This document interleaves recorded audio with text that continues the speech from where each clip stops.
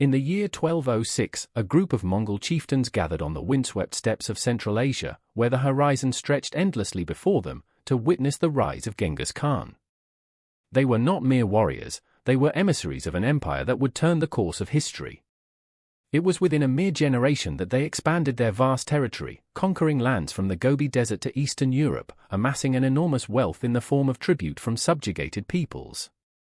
Yet, as the lush lands of conquest were drawn into their fold, the Mongol economy began to twist into a precarious knot. What once promised endless riches through tribute would soon reveal a stark reality: an economy built on conquest is a fragile economy. As the last conquerable lands fell under their banner, the flow of tribute slowed, and the very mechanisms that had propelled their expansion turned against them, leading to an irreversible decline. This illuminating tale of Rome and the Mongol Empire serves as a testament to a timeless truth: empires do not die randomly. They follow a predictable monetary cycle, one where the currency often bears the first scars of decay. By unearthing the mechanisms behind these collapses, we may learn to recognize the warning signs of decline in our own world. To understand this intricate dance of rise and fall, we must first identify the stages of the cycle that underlie both the Mongol and Roman experiences. The first stage is marked by the issuance of sound money. In the early days of both empires, currencies were often backed by tangible value. For Rome, the denarius was minted with a silver content of about 95% starting in around 217 BCE. Its purity represented stability, trade, and trust, and as the empire expanded, trade routes flourished under the weight of this stable currency. Similarly, in the Mongol Empire, the introduction of paper money by Kublai Khan in the 13th century marked a bold attempt to facilitate commerce across vast territories, where the logistics of physical coinage became cumbersome. However, as both empires strive for expansion, they encounter the second stage of the cycle: debt-funded expansion. Financing wars and campaigns required increasing amounts of capital, leading both Rome and the Mongols to rely heavily on debt. By 33 CE, Augustus had already begun a policy of public spending to solidify his power. Military expenditures surged, and the treasury found itself ever more reliant on the spoils of conquest. In the Mongol case, the acquisition of tribute provided temporary relief, but this was a mirage. The empire's expansion had to continue to maintain this balance.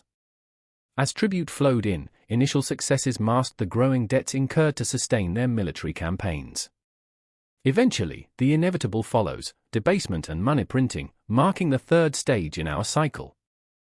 In the Roman Empire, debasement began in earnest under the reign of Emperor Nero around 54 to 68 CE, when the silver content in the denarius was cut down to 88%.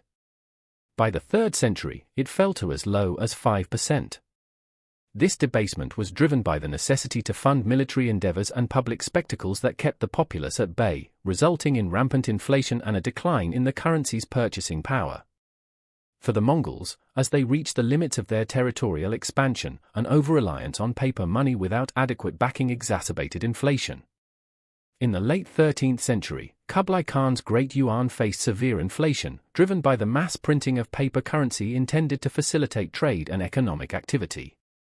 Once the currency begins to lose its value, the pattern of loss of confidence emerges, marking the next stage of this economic cycle. Trust disintegrates, and economies falter. For Rome, the inflationary spiral resulted in a complete loss of faith in the denarius. Citizens opted for barter while hoarding gold and silver. Similarly, in the Mongol Empire, a lack of backing for paper currency led to widespread distrust among merchants and citizens. By the late 14th century, as the Mongol Empire unraveled, the usage of paper currency nearly ceased as factions vied for power in the chaos left behind.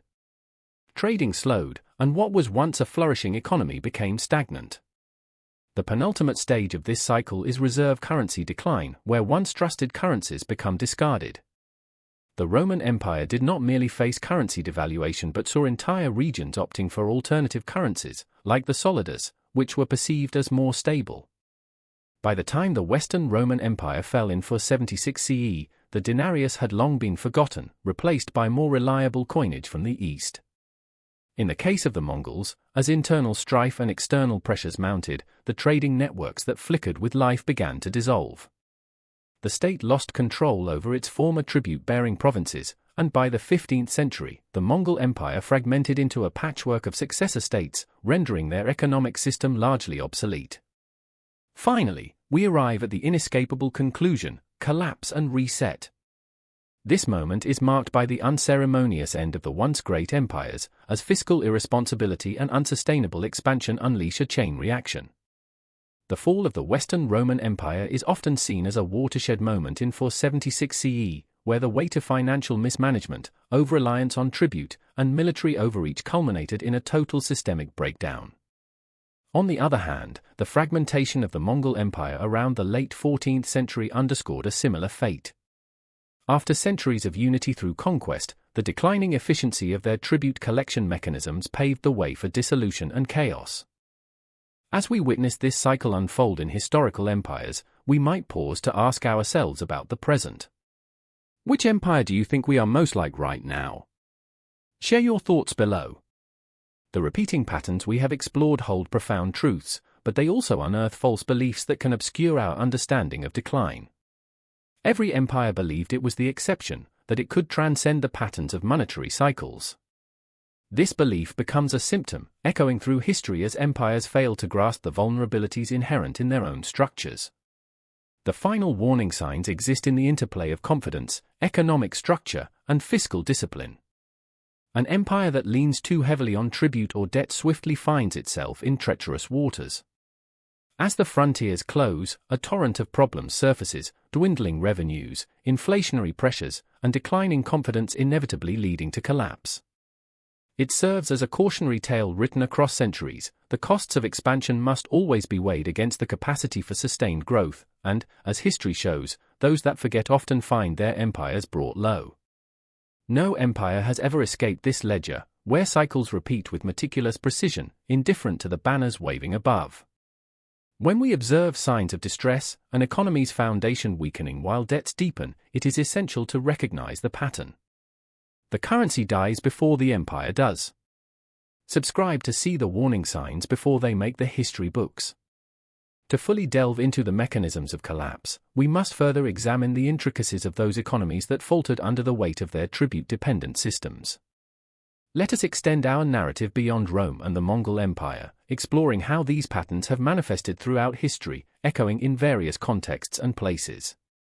An often cited episode that reflects this cycle is the Spanish Empire during the 16th century, fueled as it was by resources plundered from the Americas. Following the discovery of vast silver mines, notably at Potosi in present-day Bolivia in 1545, Spain experienced an influx of wealth that aggressively augmented its treasury. At its peak, the Spanish crown was receiving astonishing quantities of silver. Historians estimate the annual output from Potosi reached 1.5 million pesos, an incomprehensible sum at the time. This bullion supported military campaigns and extravagant public spending, raising the specter of debt-fueled expansion. Not unlike Rome and Mongolia, however, the reliance on these newfound riches backfired. The sheer volume of silver introduced into the economy led to significant monetary debasement, prices soared and inflation eroded purchasing power across the Spanish territories. By the 1580s, the economy was in tatters as a direct result of what became known as the price revolution, where the price of goods increased by a staggering 400%.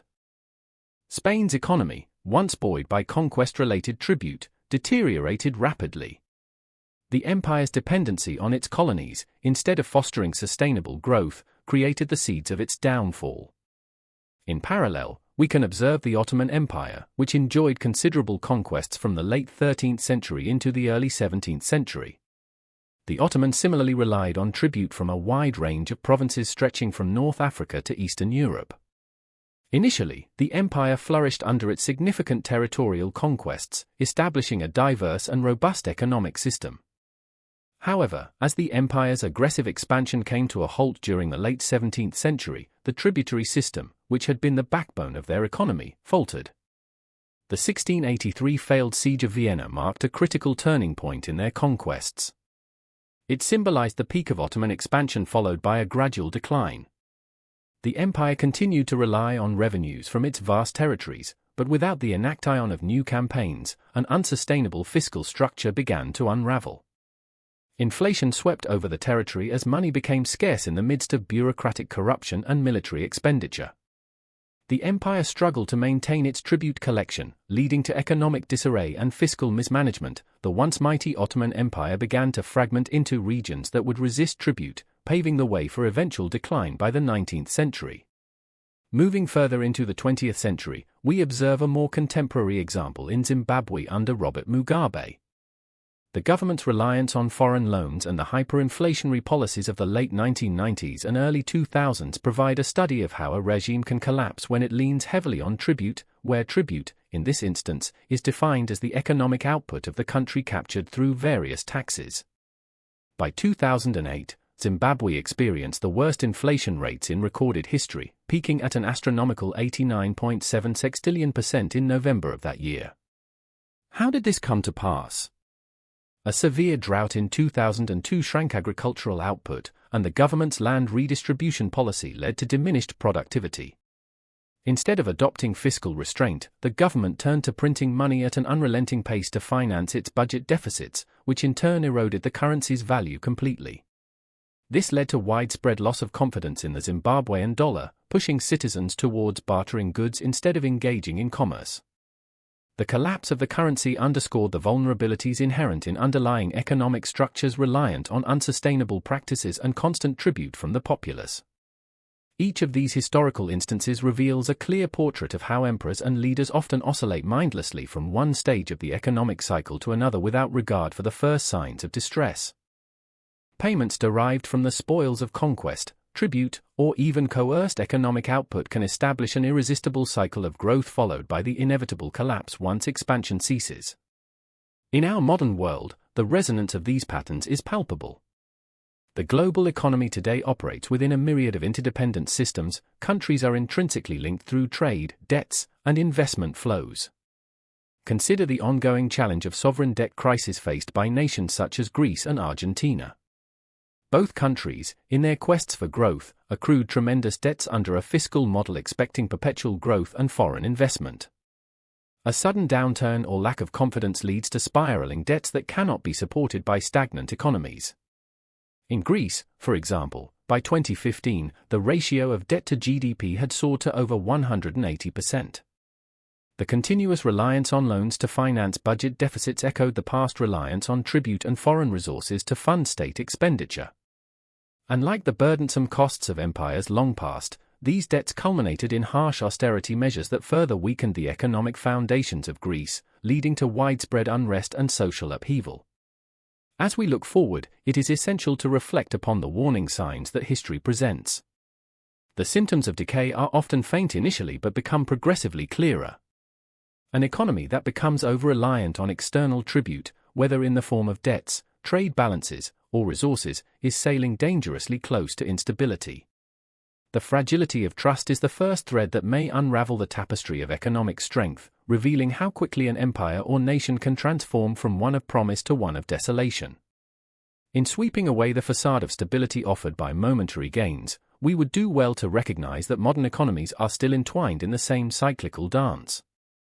The fascination with rapid growth and expansion can lure nations into economic practices that lead to systemic vulnerabilities echoing those of past empires. As we draw parallels from history, we do not simply catalogue the missteps of others, but instead, we illuminate the paths ahead.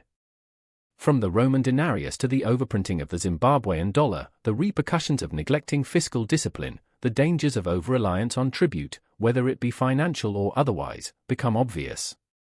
Thus, the clock ticks towards inevitable collapse whenever these principles are disregarded, reminding us that the mechanisms guiding human economics are as unyielding as they are relentless. The currency dies before the empire does. Subscribe to see the warning signs before they make the history books.